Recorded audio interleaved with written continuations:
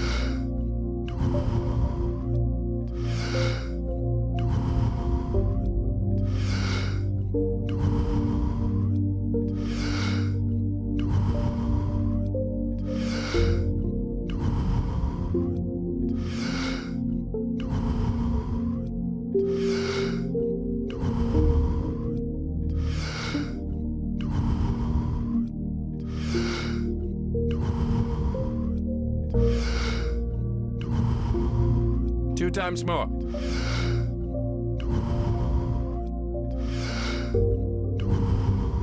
And stop. No, it wasn't like, what's that show called, that Will Smith plays, that black guy who kind of makes it in the financial world. Pursuit of Happiness. I never saw that. Yeah, it's a great movie. It wasn't like Pursuit of Happiness, man. Like where the guy struggles and he gets over it and he makes it. Yeah.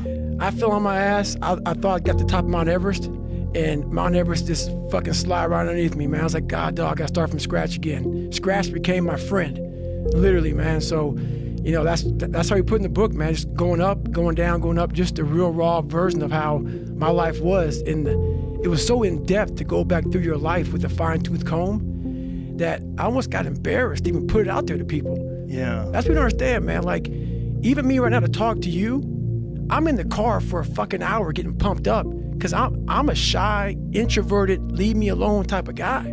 Like, I'm still that motherfucker who is 6 years old, you know, at a play who can't say his line because I know I'm gonna stutter in front of 5 people.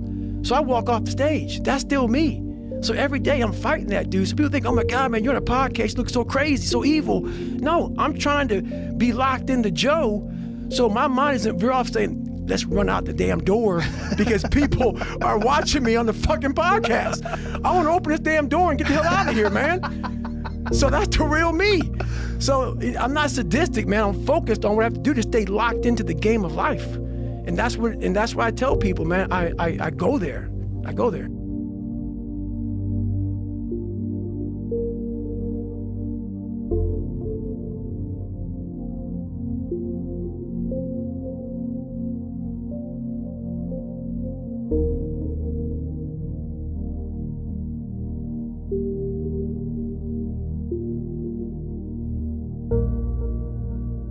Thirty times.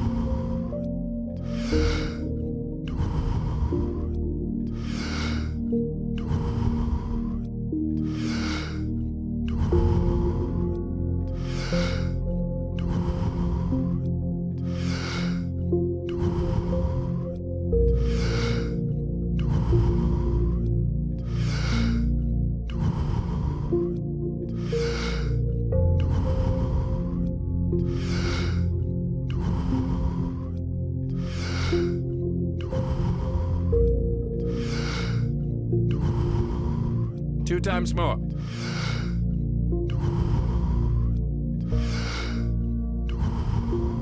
And stop. And I'll tell you this, I started really realizing that when I started overcoming myself, I started getting around these real alpha males, these hard men. And I always put people way above me when I was growing up. Like, my God, they had to have a lot more than me to get to where they're at. And a lot of them did. But once you get around the best of the best of the best people, you can kind of start breaking them down and realizing, man, you're just as fucked up as me. Like we all have, but all you did was you hit it better. Your upbringing, your mom and dad, your society, the way you were raised, it hit it better than mine. You weren't the only black kid, or there was like 5 in a school. You know, I can't hide. Going through buds, I was the only black kid. You can't hide. But I started realizing, just because I look different than you, a lot of you motherfuckers can't hide either.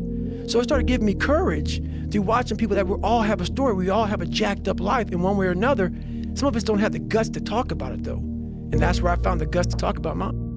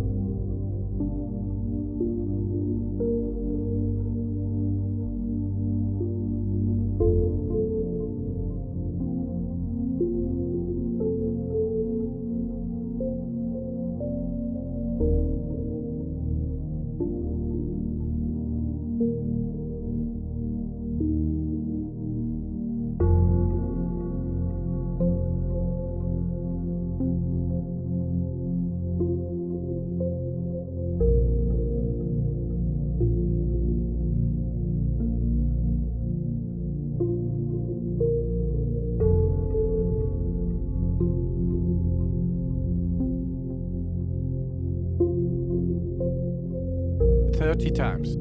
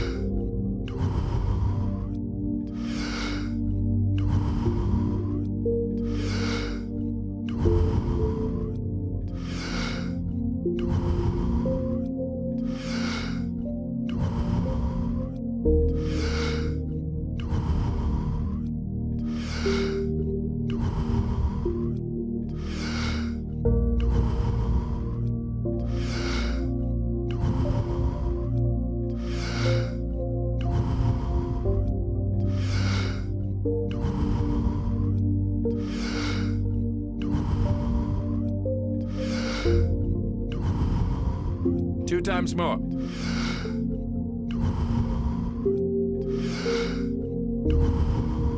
And stop. And that's where I started learning that life is one big psychological warfare that you play on yourself.